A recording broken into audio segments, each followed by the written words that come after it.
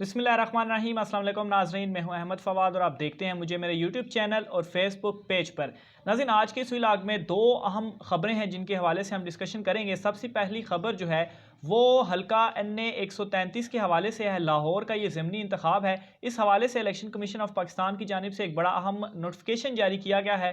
वो नोटिफिकेशन क्या है उसकी कुछ तफसीलात आपके सामने मैं रखूँगा।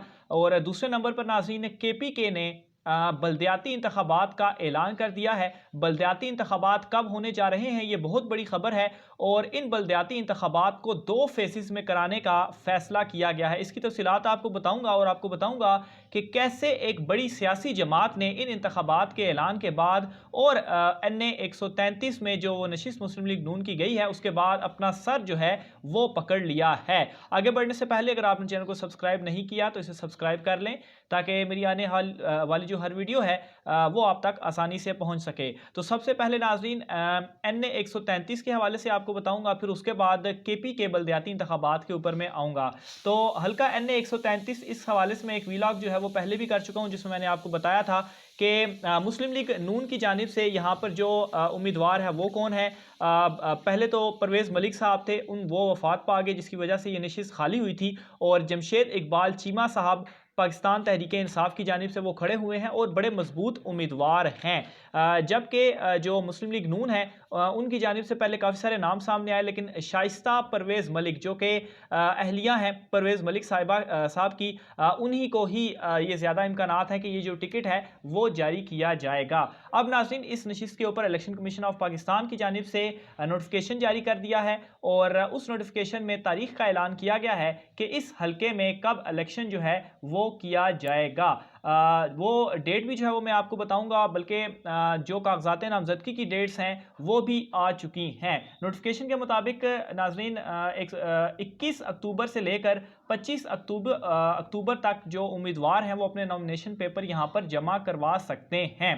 यानी कि आज जो है वो 22 हो चुकी है, तो 25 तारीख से पहले पहले अपना जो नॉमिनेशन पेपर्स हैं वो जमा कराने हैं और उसमें ये कन्फर्मेशन भी हो जाएगी कि नून लीग की जानिब से कौन है। बहरहाल शाइस्ता परवेज़ मलिक साहिबा का नाम सामने आ चुका है, ये हमारे सोर्सेज हमें बता रहे हैं। इसके अलावा नाज़रीन, इन जो उम्मीदवार पेपर्स जमा करवाएंगे इनके हवाले से अगर कोई कंप्लेन फ़ाइल करनी है या कोई अपील फ़ाइल करनी है तो वो भी नाज़रीन 30 अक्टूबर तक का वक्त दिया गया है, वो दायर की जा सकती है। और इन अपीलों के ऊपर जो फैसला है रिटर्निंग ऑफिसर को भी यहाँ पर बाउंड किया गया है कि 3 नवंबर तक वो फैसला करें और इन जो अपीलें हैं अच्छा 3 नवंबर तक अपील दायर की जा सकती है और 9 नवंबर तक इन अपीलों के ऊपर जो फैसला है वो किया जाएगा। इसके अलावा नाज़रीन, अगर कोई उम्मीदवार ये जो अपने नॉमिनेशन पेपर हैं वो वापस लेना चाहता है तो वो नॉमिनेशन पेपर 11 नवंबर को वो वापस ले सकता है, जबकि 12 नवंबर को जो जमात जो उम्मीदवार हैं उनको सिंबल जो हैं वो अलाट कर दिए जाएंगे। तो यूँ नाज़रीन, ये शेड्यूल एक इलेक्शन कमीशन ऑफ पाकिस्तान की जानिब से जारी जो है वो कर दिया गया है और इसके मुताबिक ये जो डेट्स थी वो भी मैंने आपके सामने रख दी। और दिसंबर में नाज़रीन ये बताया जा रहा है कि दिसंबर में इस हल्के के ऊपर इलेक्शन जो है वो करवाया जाएगा। दूसरी तरफ नाज़रीन मैं आता हूँ कि KPK में जो बल्दियाती इंतखाबात हैं उसका फैसला कर लिया गया है। 15 दिसंबर की डेट दी गई है कि KPK हुकूमत ने जो है वो 15 दिसंबर को बल्दियाती इंतखाबात जो है वो कराए जाएंगे और इस हवाले से एक जो लेटर है वो भी इलेक्शन कमीशन ऑफ पाकिस्तान को लिखा जा चुका है। और ये जो इंतखाबात होंगे बल्दियाती इंतखाबात, ये 2 मराहिल में जो है वो कराए जाएंगे। ये तमाम तर तफसीलात भी मैं आपके सामने रखता हूँ। तो महकमा बल्दियात खैबर पख्तूनख्वा की जानिब से सेक्रेटरी इलेक्शन कमीशन को लिखे गए ख़त में कहा गया है कि सूबाई हुकूमत बल्दियाती इदारों की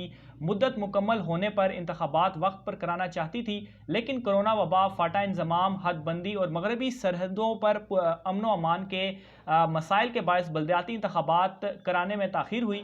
इसके अलावा ख़त में यह भी कहा गया कि इलेक्शन कमीशन को इंतखाबी शेड्यूल दिया गया है जिसके मुताबिक बल्दियाती इंतखाबात 2 मराहिल में कराए जाएंगे। पहले मरहले में 15 दिसंबर को विलेज और ये नेबरहुड कौंसल के इंतखाबात होंगे, जबकि दूसरे मरहले में अगले साल 25 मार्च को चेयरमैन तहसील गवर्नमेंट के इंतखाबात जो हैं वो कराए जाएंगे।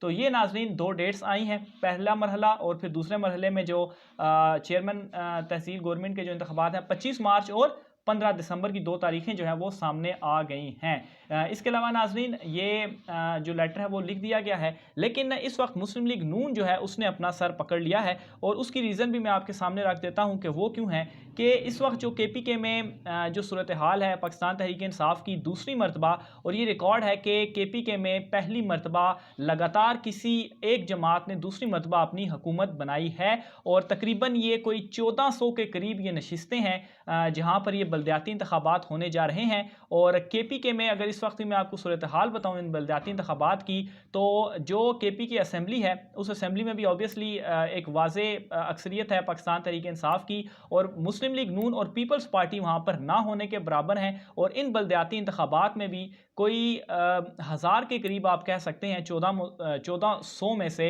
पाकिस्तान तहरीक इंसाफ नशिस्तें निकालने में कामयाब रहेगी, जिस तरह से उनकी हुकूमत का वो रिकॉर्ड रहा है और जो अभी असम्बली भी चूँकि उन्हीं की वहाँ पर कायम है। इन बलदियाती इंतखाबात से क्या होगा कि जो आपके इख्तियारात हैं वो इख्तियारात आपके निचली सतह पर जो हैं वो जाएंगे, यानी कि जिस तरह से आपके MPAs या MNAs जो हैं वो आपका पूरा उनके पास एक हल्का मौजूद होता है, लेकिन ये जो कौंसल चेयरमैन और UC चेयरमैन वगैरह के इस तरह के जो इंतखाबात होते हैं, इससे क्या होता है कि एक जो मोहल्लेदारी सिस्टम होता है वो सिस्टम होता है, और यहाँ पर जो उम्मीदवार खड़े किए जाते हैं और जो उम्मीदवार जीतते हैं उनका डायरेक्ट आवाम से रब्ता होता है और बहुत ज़्यादा ईजी एक्सेस होती है। और इससे होगा क्या कि जो फंड्स वगैरह दिए जाते हैं वो एक तो डायरेक्ट उन बलदियाती नुमाइंदों को दिए जाएंगे और वो नुमाइंदे अपने अपने इलाके में काम करवाएंगे।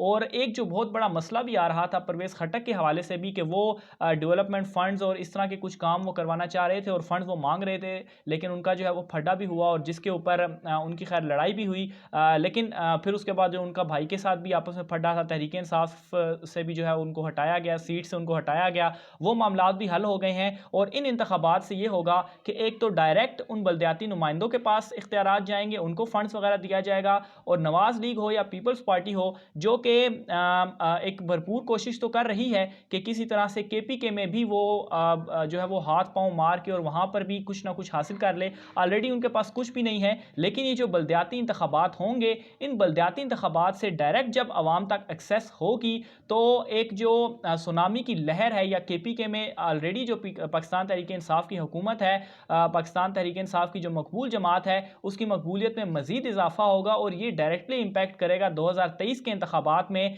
कि बलदियाती नुमाइंदे अगर पाकिस्तान तहरीक इंसाफ के सिलेक्ट होते हैं तो ऑब्वियसली 1.5-2 साल बाद इलेक्शंस हैं, तो कंपेन में भी एक पाकिस्तान तहरीक इंसाफ को वहाँ पर मदद मिलेगी। और दूसरा ये होगा कि 2023 के इंतखाबात में एक ज़्यादा से ज़्यादा नशिस्तें दोबारा पाकिस्तान तहरीक इंसाफ वहाँ से निकालने में कामयाब हो सकती है। तो बहरहाल ये इस वक्त की सिचुएशन है। मज़ीद इस हवाले से जो भी तफसीलात होती हैं आपके साथ में शेयर करता रहूँगा। अपनी राय का इज़हार कमेंट बॉक्स में लिखिएगा। मुझे इजाज़त दीजिए। अल्लाह हाफ़िज़।